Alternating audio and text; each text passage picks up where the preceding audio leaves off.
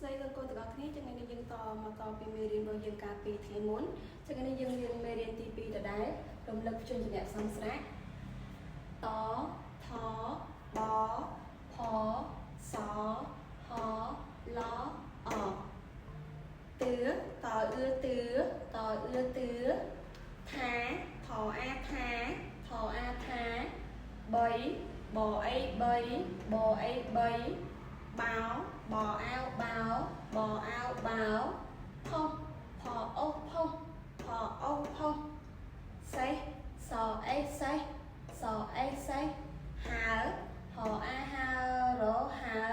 ហអាហើរហើហោះហអោហោះ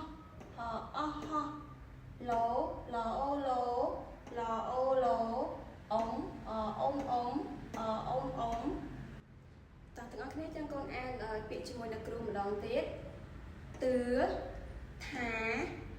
3បោផុសសេះហើហោះឡូ